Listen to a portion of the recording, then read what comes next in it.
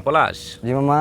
আমার একটা প্রশ্ন জানার খুব ইচ্ছা, ঠিক আছে? আমি যতটুকু জানি বা বুঝি আছে যে হিন্দুদের ধর্ম, সনাতন ধর্মে আছে বা দেখি যে ওই যে বিভিন্ন মূর্তি পূজার সময় বিশেষ হিন্দুদের তো প্রধান পূজা হচ্ছে কি দুর্গা পূজা, দুর্গাপূজা। যেটা বছর একবার হয়। দুর্গা পূজা না প্রধান পূজা? প্রধান দুর্গাপূজা। দুর্গা পূজা। তাছাড়াও তাদের মনে 12 মাসে 13 পূজা, প্রতি মাসে পূজা আছে, হ্যাঁ, তাই না? 13 পার্বণ। এখন আমাদের প্রশ্ন হচ্ছে হিন্দু সনাতন ধর্মে যেটা এই যে দেবীদের মানুষের হাত থাকে 2টা, কিন্তু দেখলাম একজন মহিলা দেবী বলে তারা না, হ্যাঁ। ওই দেবীর 10টা হাত কেন?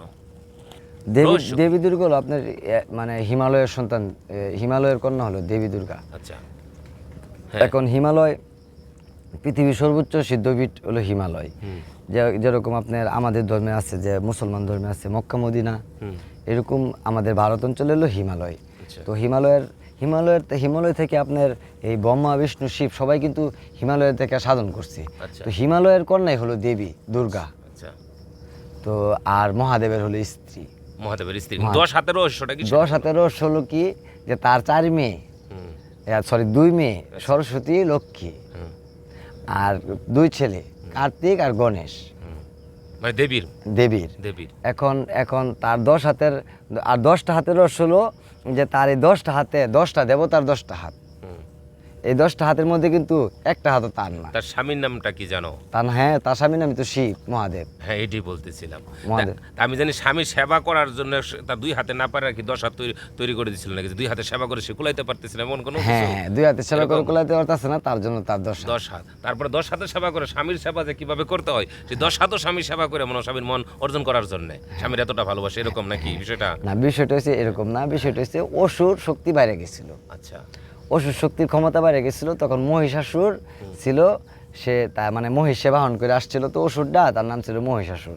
সেই জগৎ সংসার সব ধ্বংস করে লাইতেছে, মানে খারাপ ভালো দেবতার গুণ কিছু রাখতেছে না।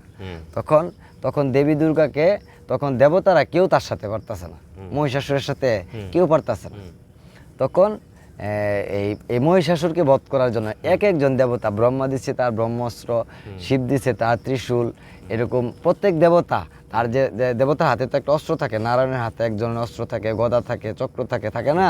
এরকম সবগুলো অস্ত্র যত সব দেবতার পুরা শক্তি তাকে দেয়া, দেবী দুর্গাকে দেয়া, তাকে 10 ভুজা বানাইছে। মানে 10 ভুজ যার, সে হলো 10 ভুজ।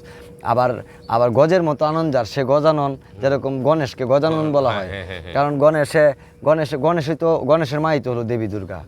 গণেশ কিন্তু দেবী দুর্গারই সন্তান। এই 10 হাত পায়ে পরে সে প্রতিরোধ করছে সেটা ব্যবস্থা। হ্যাঁ, তারপরে যুদ্ধ শুরু হয়েছে গণেশ ইয়ার সাথে, অসুরের সাথে। তখন অসুর বলতেছে, হে নারী, তুমি একটা সামান্য নারী হয়ে আমার মতো অসুরের সাথে তুমি যুদ্ধ করতে চাও, যার কোনো মৃত্যু নাই, এই জগতে কোনো দেবতারে আমি পায়ের ভিতরে যত দেবতা আছে এগুলা পায়ে বেড়াই আমি চলে যাই।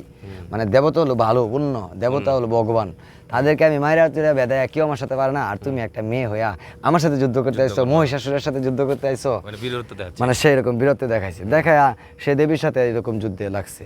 তখন যুদ্ধে তো তার সাথে পারা মুশকিল। সে তখন দেবী তাকে যখন মারে, 1-2টা মারে অসুর, মারার পরে তার রক্ত থেকে যেখানে রক্ত পড়ে আরো হাজার অসুর জন্ম হয়। মানে এরকম অবস্থা। তখন দেবী জিব্বা দিয়া কিন্তু 4টা ওর রক্ত মাটিতে পড়ার আগে ওই 4টা রক্ত খাইয়া লাইছে। এই জন্য কিন্তু এই দেবী জিবলা বের করে রাখে না, এই জন্য তার হাত যেরকম 10 হাত, জিবলাও কিন্তু এরকম বড়। তখন এই রক্তগুলা মানে মাটিতে পড়লে তো অসুর আরেকটা জন্ম হয়, তখন মায়ের শেষ করা জানা তো, তখন এই রক্তগুলো আগেই খায়া শেষ করে লাইছি জিবলা দিয়া। হ্যাঁ, তখন মানে এই তারপরে সে মহিষাসুরকে বধ করছে। তখন দেখছেন না দেবী মূর্তির মধ্যে কিন্তু মহিষাসুর আছে, এরকম তীর দিয়ে বাবা যে গাই দিয়ে রাখে যায়, আঘাত করে যে দেখে জিবলাটা বের করে, যেটা মূর্তিতে তারা যখন সাজায় দুর্গাপূজার সময় ওইটা প্রতিচ্ছবি দেখা যায়। হ্যাঁ, সিংহের উপরে বাহন করে আসে দেবী দুর্গা। হ্যাঁ, কথা ঠিক আছে তোমার। আচ্ছা, বুঝতে পারছি, তোমার ক্লিয়ারটার সামনের দিকে জাগাইতে চাই না, কারণ তাদের এটা মানে দেবী দুর্গা হলো মানে আপনার এটা হলো সত্যের ধর্মের প্রতীক, আর অসুর হলো মানে অধর্ম, মানে পাপের প্রতীক। বুঝতে পারছি, যখন ক্লিয়ার হয়ে গেছে আলোচনাটা বুঝতে পারছি। যাই হোক, যারা সনাতন ধর্মে আছেন, হিন্দু ভাইরা আছেন, এটা সম্পর্কে যদি কোনো ভুল ত্রুটি হয় আমাদের হলে ক্ষমা দৃষ্টিতে দেখবেন।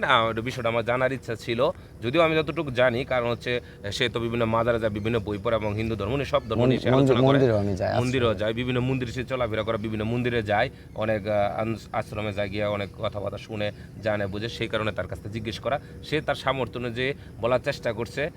ভুল ত্রুটি হলে আপনারা ক্ষমা দৃষ্টিতে দেখবেন। সবাই ভালো থাকেন, সুস্থ থাকেন, আল্লাহ হাফেজ। ধন্যবাদ পলাশ, ভালো থাকবো। হ্যাঁ।